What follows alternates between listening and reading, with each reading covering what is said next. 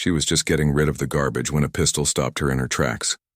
My daughter froze, nose to the barrel of a gun pressed tight against her chest. The pistolist, Officer Greg Talbot, former cop, self-appointed neighborhood strong arm, and our HOA president. What he didn't realize, what he never did see coming, was that my daughter wasn't some anonymous kid in Aswet shirt and sweats. She was far undercover on a CIA surveillance op, and Greg Talbot's name had just hit the top of a federal watch list. Let me roll back. We relocated to Cedar Pines 2 years ago. On the outside, it appeared to be the American dream: clipped hedges, flagged porches, mailboxes arranged in perfect order. But under that tranquil suburban veneer, something more sinister brewed. Talbot was in the middle of it all. People still called him Officer Talbot years after he had retired. Had treated the HOA as his own personal police state, measuring grass with rulers, issuing warnings for mailbox height and charging fines for trash cans being out seconds too early. He was intimidating, respected by no one, but intimidating, period. He patrolled an A-Golf cart that was outfitted like a police car, complete with flashing lights. Worst of all, he carried a gun always. You may ask how we allowed it to happen. The truth, you don't mess with a mon who used to chase down a teen 3 blocks for skateboarding down the sidewalk. We kept our noses down, played by the book, smiled, except Emily didn't. My daughter's always been a bitod, smart, quiet, intense. What no one knew, not even our closest friends, was that she'd been initiated into a covert CIA teen program, not some school outing or science camp, the real thing. Her mission: gather information, and monitor local politicians who'd been charged with misusing their authority in civilian domains, which brought her square on Officer Talbot. The CIA had rumors about him. Former cop, private security links, off, the book surveillance. Cedar Pines was a hot spot now. Emily was the perfect cover, invisible in plain sight, just another teenager and her single dad. She told me just enough to settle my nerves, but not quite enough to blow the mission. It rusted her.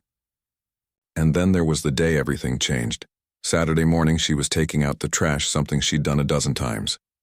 But that morning Talbot sped up in his golf cart, slammed on the brakes, leaped out, and pointed a gun at her. "Think you don't notice what you're doing?" he barked. Emily didn't flinch. Too composed for someone who's got a gun pointed at her. "I'm just taking out the trash, sir," she answered in an even tone. "Don't lie to me," he growled. "You're spying on me." That was when I bolted out of the building. My heart lodged in my throat. "Greg, what the hell are you doing?" I yelled. He didn't baton eye. "She's been watching me, recording me." "Who are you working for, girl?" Emily sounded unruffled. "You really want to go down this road?" He sneered. "You think I don't still have friends on the force? I know how to handle threats." And then, "I'll never forget this." She slowly reached into her hoodie and produced a small black badge. No words, just a symbol. Talbot gazed at it. His hand shook. Fear crossed his face.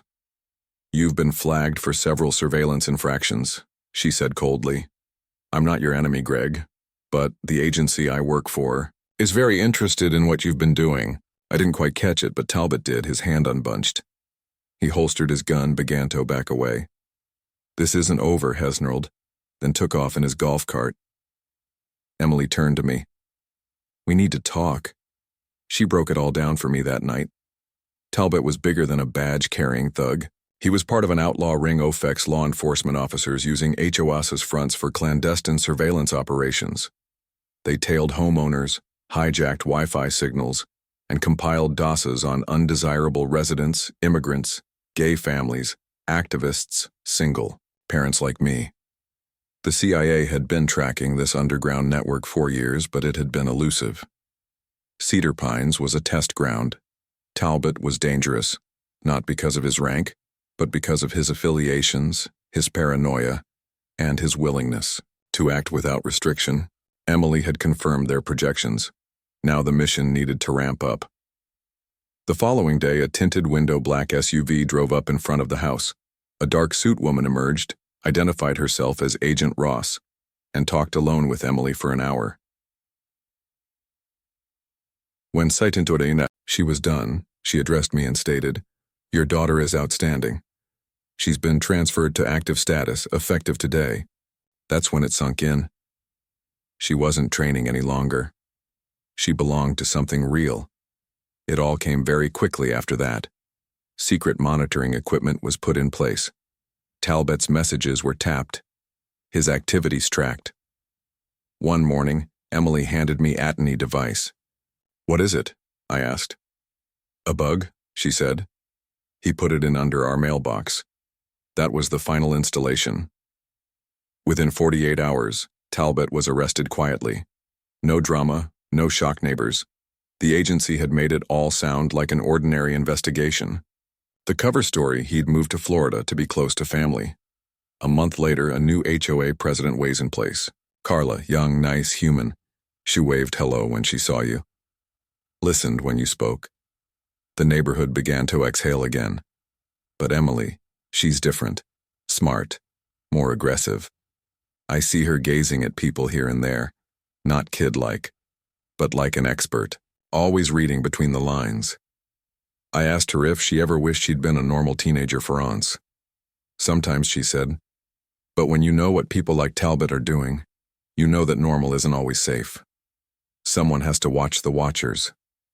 Ian nodded, faking a smile. "Just don't get caught again, okay?" She grinned. That was the plan all along.